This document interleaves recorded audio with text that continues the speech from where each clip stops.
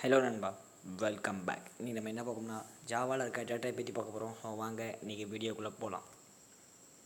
Okay, ஜாவாவில் பார்த்தீங்கன்னா 2 data type இருக்குது. So மெயினாக பார்த்தீங்கன்னா primitive and reference data type. Primitive என்ன இருக்குன்னு பார்த்தீங்கன்னா integer, float, double, boolean, character, byte, long. So இந்த 7 என்ன இருக்குது. ரெஃபரன்ஸில் பார்த்தீங்கன்னா 2 ஸ்ட்ரிங்கு அண்ட் அரே. ஸோ ப்ரிமிட்டிவ்க்கும் ரெஃபரன்ஸ்க்கு என்ன வித்தியாசம்னா, ப்ரிமிட்டிவ்னா ஜாவாவில் ஏற்கனவே ப்ரீ டிஃபைன்டாக பண்ணி வச்சுருப்பாங்க. ஸோ அதை நம்ம எதுவுமே பண்ண முடியாது. ரெஃபரன்ஸ்லாம் அப்படி கிடையாது. அது எல்லாமே ஒரு ஆப்ஜெக்ட் கிளாஸ் க்ரியேட் பண்ணியிருப்பாங்க. ஸோ அதுக்கு நம்ம ஆப்ஜெக்ட் க்ரியேட் பண்ணி யூஸ் பண்ணிக்கலாம். ப்ரிமிட்டிவ்னா நம்ம அதுக்கு என்ன ஆப்ரேட்டர்லாம் யூஸ் பண்ண முடியுமோ அது மட்டும் தான் யூஸ் பண்ண முடியும். ரெஃபரன்ஸ்லாம் அப்படி கிடையாது. நம்ம வேறு ஆப்ரேட்டர்லாம் ஓவர்லோட் பண்ணிக்கலாம். ஸோ ப்ரிமிட்டிவ் நம்மளால் ஓவர்லோட் பண்ண முடியாது ஆப்ரேட்டர்ஸை.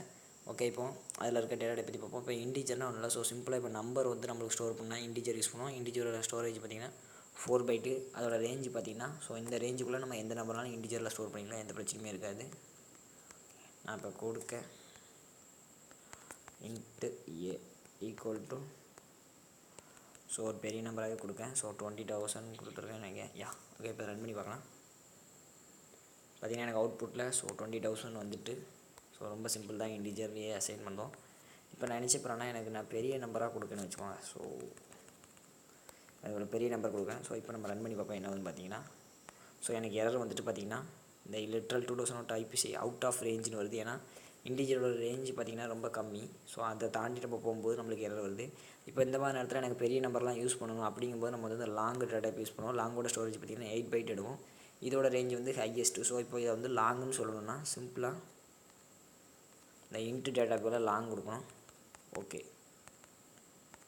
இப்போ நம்ம இதை லாங்குன்னு கொடுத்தா மட்டும் போதாது. இந்த இதை வந்து இன்டிஜரோட தான் கன்சிடர் பண்ணிக்கணும். அதனால் இன்னும் நம்மளுக்கு எரர் வரதான் செய்யும்.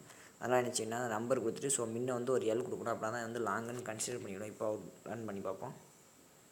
ஸோ பார்த்திங்கன்னா நம்மளுக்கு அவுட்புட் வந்துட்டு இப்போ நான் அந்த எல் இல்லாமல் ரன் பண்ணி காட்டுறேன்.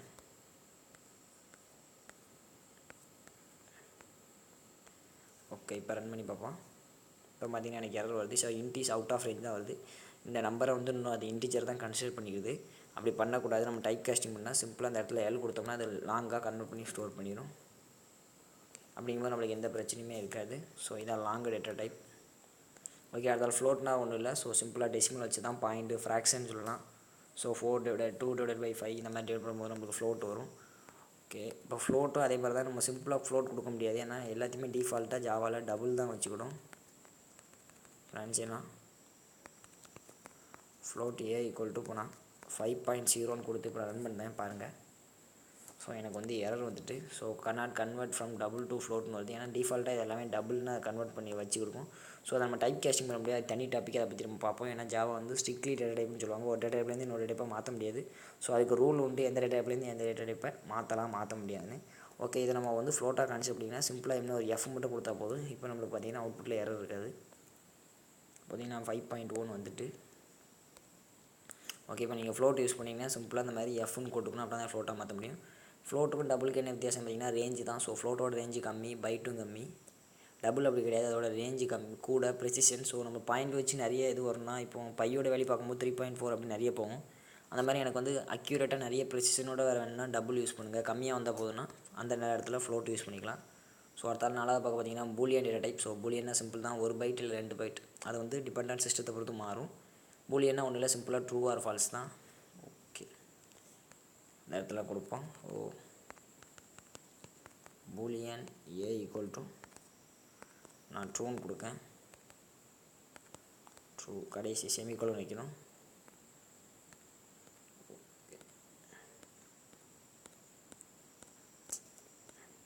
ஓகே, இப்போ ரன் பண்ணி பார்க்கலாம். பார்த்திங்கன்னா எனக்கு அவுட்புட்டில் ட்ரூ வந்துட்டு. ஸோ இந்த ட்ரூ ஆர் ஃபால்ஸ்லாம் நம்ம எங்கே யூஸ் பண்ணிக்கலாம், நம்ம வைல் லூப் யூஸ் பண்ணுவோம். அந்த லூப்லிங் கண்டிஷனில் பூலியன் டேட்டா டைப்லாம் ரொம்ப யூஸ் ஆகும். ஸோ ட்ரூ ஆர் ஃபால்ஸ் தான். அடுத்தா பார்த்தீங்கன்னா கேரக்டர். ஸோ கேரக்டர்னால் எல்லாம் தெரியும், ஒரு சிங்கிள் கேரக்டர் ஏபிசி எதனால இருக்கலாம். ஓகே, அதை மாதிரியும் கொடுத்து பார்த்துடலாம். Care of so A equal to நான் டீன்னு கொடுக்கேன். ஓகே, இப்போ ரன் பண்ணி பார்க்கலாம். ஓகே, நம்மளுக்கு அவுட்புட்டில் டீன்னு வந்துட்டு. ஒரு சிம்பிள் தான், கேரக்டர்னால் ஒரு சிங்கிள் கேரக்டர். ஓகே, கடைசியாக பார்க்க போகிறது பைட்டு. ஓகே, பைட்னா ஒன்றும் இல்லை, ரொம்ப சின்ன நம்பர் ஸ்டோர் பண்ணுறீங்க. அதாவது -128லேருந்து 128க்குள்ளே நீங்கள் ஸ்டோர் பண்ண போகிறீங்கன்னா பைட் டேட்டா டைப் யூஸ் பண்ணிக்கலாம். இப்போ பார்த்தீங்கன்னா பைட் ஏ ஈக்குவல் டு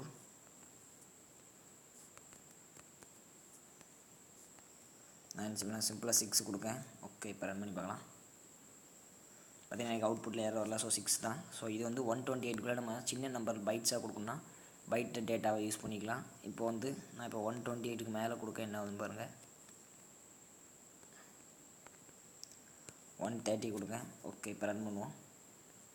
பார்த்தீங்கன்னா எனக்கு எரர் வந்துட்டு. ஸோ கேனாட் கன்வெர்ட் இன்டு 2 பைட்னு வருது. ஸோ இதை இன்டிஜராக கன்சிடர் பண்ணிக்கிடுது அது. ஓகே, இதை வந்து நம்ம டைப் கேஷிங் தனியாக பார்ப்போம். ஸோ ஒரு டேட்டா டைப்லேருந்து இன்னொரு டேட்டா எப்படி மாற்றுறது, அப்படி ஜாவாவில் டேட்டா டைப்பை மாற்றுறதுக்கு சில ரூல்ஸ் இருக்குது. ஸோ எல்லா டேட்டாவும் மாற்ற முடியாது. அதை டைப் கேஸ்டிங் பற்றி நம்ம தனியாக பார்ப்போம்.